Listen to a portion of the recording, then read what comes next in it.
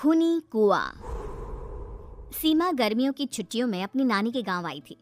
सीमा नानी के घर पहुंचने के बाद अपनी नानी के पैर छूती है और उनसे आशीर्वाद लेती है। तभी उसकी नानी उससे कहती है, इतनी बड़ी हो गई मेरी सीमा, चल जल्दी से हाथ मुंह धो ले, मैं तेरे लिए खाना लगा देती हूँ। भूख लगी होगी ना? हाँ नानी, भूख तो लग रही है मुझे, आपके हाथ के बने हुए पीले दाल और चावल खाने की। कितना टाइम हो गया है मुझे आपके हाथ का बना हुआ दाल चावल खाए हुए। तू तो नौकरी में व्यस्त थी, तो तुझे कहाँ से टाइम मिलेगा अपनी नानी के लिए? और जब इतने टाइम बाद आई है तो ज्यादा टाइम के लिए रुक कर जाएगी तू। हाँ हाँ नानी, इस बार पूरे 2 महीने के लिए आई हूँ। सीमा की नानी अंदर जाकर उसके लिए खाना बनाने लगती है। सीमा कमरे में अकेली होती है, तभी उसे किसी औरत के रोने की आवाज़ सुनाई देती है।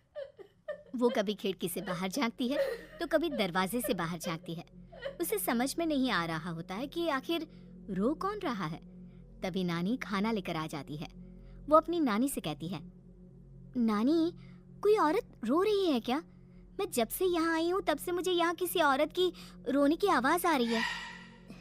हे भगवान, कहीं ये वही तो नहीं? बोलो ना नानी। अरे कोई नहीं रो रहा, ये तेरे मन का वहम है। और तू ना अब खाना खा ले, ज्यादा यहाँ वहाँ की बातों में ध्यान मत दिया कर। जल्दी से खाना खा और फिर मेरे साथ आ जा मेरे कमरे में, दोनों बैठकर खूब सारी बातें करेंगे। ऐसे ही अगले दिन सीमा अपनी नानी के साथ गांव के बाजार जा रही होती है। उसी रास्ते में फिर से किसी औरत के रोने की आवाज आती है। वो अपनी नानी से कहती है, अरे नानी, क्या सच में तुम्हें अभी भी किसी औरत के रोने की आवाज नहीं सुनाई दे रही? मुझे किसी औरत की बहुत बुरी तरीके से रोने और चीखने की आवाजें आ रही है। मैं बहुत परेशान हूँ नानी, आखिर ये कौन है? मुझे लगता है कि सीमा को शहर भेज देना चाहिए, यहाँ रहना उसके लिए ठीक नहीं। नानी बोलो ना, आप चुप क्यों हो जाती हो? सीमा, तू घर चल, मुझे तुझसे बहुत जरूरी बात करनी है। नानी सीमा को घर ले आती है और सीमा से कहती है, सीमा, कल सुबह तू शहर वापस चली जाएगी। अरे अचानक? आखिर क्या बात है नानी, आप मुझे ऐसे जाने को क्यों कह रही हो? मैं बस जो कह रही हूँ उस पर ध्यान दे। तू कल सुबह यहाँ से चली जाएगी, और ये बात मैं कोई मजाक में नहीं बोल रही। तू कल जाएगी तो मतलब जाएगी। अरे नानी, चली जाऊंगी मैं, ठीक है, पर आखिर बात क्या है ये तो बता दो। मम्मी से कोई बात हुई है या फिर मुझसे कोई गलती हुई है जो तुम मुझे अचानक से जाने के लिए बोल रही हो? देख सीमा, रात बहुत हो चुकी है और मुझे इस बारे में कोई बात नहीं करनी। चल, अब चल के मेरे साथ सो जा, सुबह की बस पकड़कर तुझे शहर भी तो जाना है। सीमा को अपनी नानी का ऐसा व्यवहार देखकर बहुत ही अजीब लगता है। उसे कुछ समझ में नहीं आ रहा होता है कि आखिर उसकी नानी उसे अचानक से गांव छोड़कर जाने के लिए क्यों कह रही है। ये सारी बातें सोचते सोचते सीमा की आंख लग जाती है और वो अपनी नानी के साथ सो जाती है। ऐसे ही आधी रात को सीमा को फिर से किसी औरत की रोने की आवाज सुनाई देती है। वो उस औरत की आवाज सुनकर बार बार करवटें बदल रही होती है और तभी उसे सपने में भी एक अजीब सी औरत की परछाई दिखाई देती है, जो इतना चीख चीख कर रो रही होती है कि सीमा डरकर उठ जाती है। वो पूरे पसीने पसीने हो रही होती है। वो अपने आसपास देखती है तो घर में बिल्कुल शांति का माहौल होता है। सीमा घबरा जाती है। वो अपनी नानी को जगाने की कोशिश करती है मगर उसकी नानी नहीं जगती। सीमा को फिर से उस औरत की रोने की आवाज सुनाई देती है। आखिरकार सीमा अपने आप को रोक नहीं पाती और वो घर का दरवाजा खोलकर बाहर निकलती है। आखिर ये माजरा क्या है, आज तो मैं पता करके रहूंगी। अब आवाज का पीछा करते हुए सीमा आधी रात को गांव के चौपाल के पास बने कुएं के पास पहुंच जाती है, जहां कुएं की चारों ओर बेड़ियां लगी होती हैं। उन बेड़ियों में लगे हुए ताले के साथ एक लाल रंग का कपड़ा और माता रानी का कलावा बंधा होता है। उस कुएं में से सीमा को किसी के रोने की आवाज आती है। सीमा परेशान हो जाती है। इस कुएं में कौन है? कौन है यहाँ? सुनो, कौन है? कौन रो रहा है?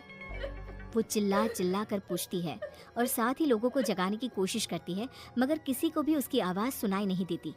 अब सीमा खुद उस कुएं के पास की बेड़ियों और तालों को खोलने की कोशिश करती है और किसी तरह कुछ देर की मशक्कत के बाद सीमा उसको खोल भी देती है। और जैसे ही वो कुआं खोलकर उसके अंदर झांकती है, सीमा उस कुएं में गिर जाती है। इतने में उसकी नानी की नींद भी खुल जाती है और सीमा को पास ना देखकर नानी परेशान हो जाती है। नानी घबराकर पूरे घर में उसे ढूंढने की कोशिश करती है, जिसके बाद उसकी नानी और सभी लोग उस खूनी कुएं के पास जाते हैं और सीमा की नानी कुएं के पास खड़ी होती है। सभी गांव वालों और सीमा की नानी को सीमा के चिल्लाने की आवाज आती है, बचाओ, कोई मुझे बचाओ। मेरी बच्ची, हम आ गए, हम तुझे बचा लेंगे। नानी, मुझे यहाँ बहुत डर लग रहा है। यहाँ इंसान की कटी हुई मुंडिया, हाथ, पैर और कंकाल है और खून भी है। नानी, मुझे डर लग रहा है। आप सब मेरी मदद कीजिए, नहीं तो ये खूनी कुआं मेरी बच्ची को भी खा जाएगा।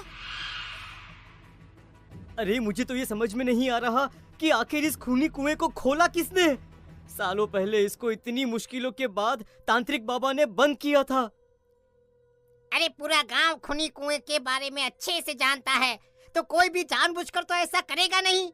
मतलब किसी ने अनजाने में इसे खोल दिया है भैया। सीमा को इस बारे में मालूम नहीं था और जब से वो यहाँ आई थी तभी से उसे किसी औरत के रोने की आवाजें भी सुनाई दे रही थी। कहीं सीमा ने ही तो उसे नहीं खोला। अगर ऐसा है तो फिर सीमा का बचना बहुत मुश्किल है। वहीं कुएं के अंदर सीमा रोते हुए बैठी होती है कि उसे आवाज सुनाई देती है जो कुएं के बाहर खड़े गांव वालों में से किसी को सुनाई नहीं देता। आज सालों के बाद मुझे ताजा खून मिलेगा। तेरा खून पीकर आज मैं अपनी प्यास बुझाऊंगा।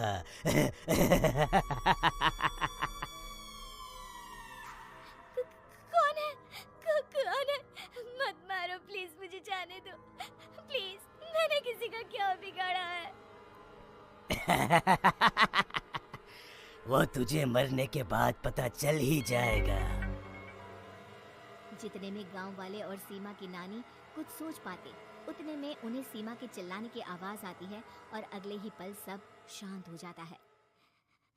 क्या हुआ? सीमा, मेरी बेटी।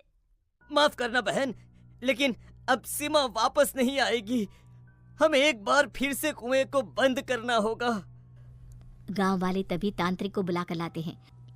एक बार फिर अपनी शक्ति से तांत्रिक बाबा उस कुएं को हमेशा हमेशा के लिए बंद कर देते हैं और वहां एक बोर्ड लगा दिया जाता है